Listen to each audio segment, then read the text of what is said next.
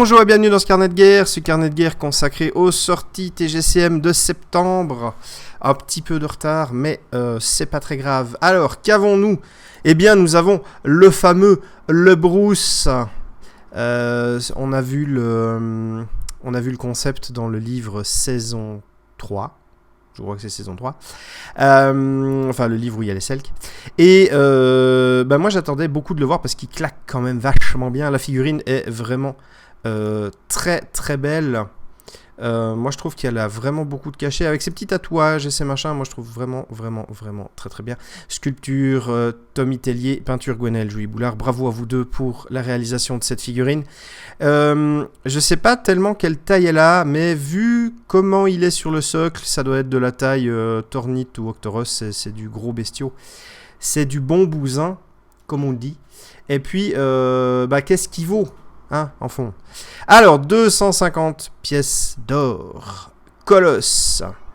Constitution 8, dextérité 4, force 7, mentale 5, 4 d'agressivité, 4 de mouvement, 10 PA, 42 PV, code de maille moins 5, moins 2, il a une arme, la clé mort, 3 PA, allonge, force plus 3 dégâts, une main tranchant, en cas de réussite critique, saignement 2 à la place de dégâts supplémentaires, la botte, il a 3 bottes, jugement, 1 des 5 plus 2 dégâts, ceinture l'adversaire, une main pour maintenir la prise. Alors, est-ce que c'est aussi une main si ceinture un colosse ? Deuxième bot, Vamas. L'adversaire effectue immédiatement un jet de morale. Troisième bot, crit, 6 PA, lié à la clé mort, 6 dégâts et saignement 4 sur chaque adversaire. Fuile tête. Ouais, je sais, ma prononciation reste toujours très hasardeuse. Ne subit pas les effets de feu et de gelure. Il a également une carte spéciale, ça. C'est ça. Lorsqu'un ennemi réalise une réussite critique contre lui, tous les effets, dégâts, saignements, etc., sauf le repoussement, ne sont subis qu'à la fin de sa prochaine activation. Et il paye 1 PA de moins ses attaques de clé mort ou son jugement jusqu'à la fin de sa prochaine activation. Cette capacité se déclenche aussi dès qu'il subit des dégâts de la part d'une aberration. La première fois qu'il passe sous les 10 points de vie, il regagne immédiatement 1 des 10 points de vie. Et il a un tatouage de clan, ne compte pas dans le total autorisé pour la bande. Tout ceci pour 10 pièces d'or supplémentaires. Alors, je le dis pas souvent, mais je suis clairement pas fan. C'est un bourrin. C'est un bourrin, il fait tout seul, il n'y a pas de synergie, il n'y a rien, il s'en fout, il peut être sur la table de jeu comme... Voilà. Moi, j'aimais bien les Selks avec des synergies, j'aime bien jouer avec des figurines qui ont des synergies entre elles. Et puis là, voilà. Alors, je comprends, la nécessité d'avoir un bourrin. En plus, déjà, on le sentait bien que ça allait pas forcément être le mec hyper subtil, mais ça avait aussi l'air d'être une espèce de chef ou de sage ou enfin un petit peu genre peut-être même un ermite comme ça. Enfin, moi j'avais ça dans la tête, donc forcément je m'attendais à autre chose, mais si ce n'était pas le cas de base, c'est moi qui fantasmais, c'est pas très grave. Mais voilà, il fait super mal. Enfin, à chaque fois qu'il donne un coup, il fait 10 points de dégâts, il n'y a pas de hasard, ça j'aime bien. Il fait une réussite critique avec du saignement et pas des dégâts supplémentaires, ça aussi j'aime bien parce que ça change un petit peu du mec qui fait 95 points de dégâts. J'aime bien ses bottes. Elles sont intéressantes. J'aime bien le jugement. J'imagine assez bien le truc. J'aime bien le Vamas qui lui fait faire immédiatement un jet de morale. Et puis, son espèce de tourbilole à la clé mort, là, qui fait 6 dégâts plus 4 saignements sur chaque adversaire à portée. Surtout que comme c'est un colosse, il a une portée... en plus, c'est lié à la clé mort. Donc, en fait, il a 2 brasses de portée. Voilà. Il subit pas les effets du feu et de la gelure. Et puis, quand il passe en dessous de 10 PV, il récupère un des 10 PV. Donc, il en a minimum 43. En plus, il a une armure avec 6 points de vie pour la cote de maille. Et puis, quand il prend une réussite critique, il gagne des bonus. Il tape plus fort encore.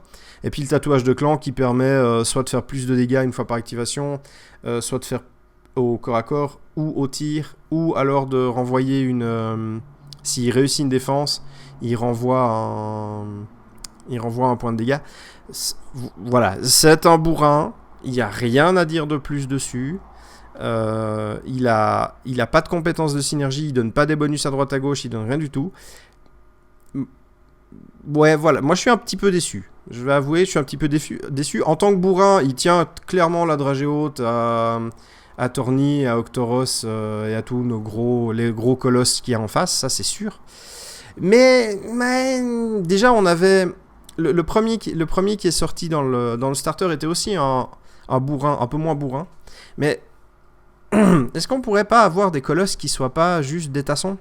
Enfin voilà, moi je dis ça, je dis rien, mais ça m'aurait bien plu d'avoir quelque chose d'un petit peu différent. Surtout avec les Selk, justement, où il y a déjà beaucoup de synergie, on aurait pu continuer dans cette idée-là. Enfin bref.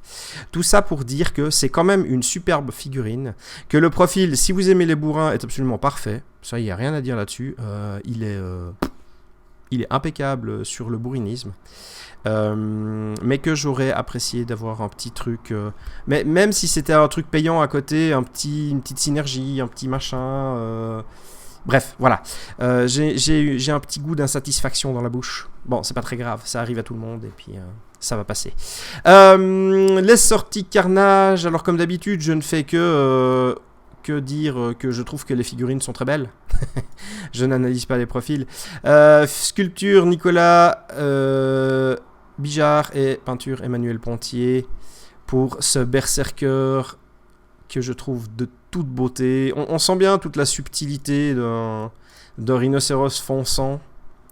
Et en plus, il est jouable en comment il s'appelle, brut de la Guilde Noire. Donc très très bonne figurine. Il a l'air d'être vraiment tellement massif. Enfin, ça a l'air d'être 3 kg de résine, ça a l'air d'être assez intense. Voilà, bah c'est une extrêmement courte vidéo. J'espère qu'elle vous a plu. Si vous avez des idées, si vous avez envie de contredire le fait que je dise que le Bruce n'est qu'un bourrin, n'hésitez pas, hein, je suis curieux de savoir qu'est-ce que vous en pensez. Donc vous pouvez laisser un commentaire sous la vidéo, vous pouvez laisser également un commentaire sur le Facebook de Briscard, de Carnage, le forum de TGCM, vous connaissez un petit peu tout ça. Et d'ici à la prochaine vidéo, eh bien, que les dés soient avec vous.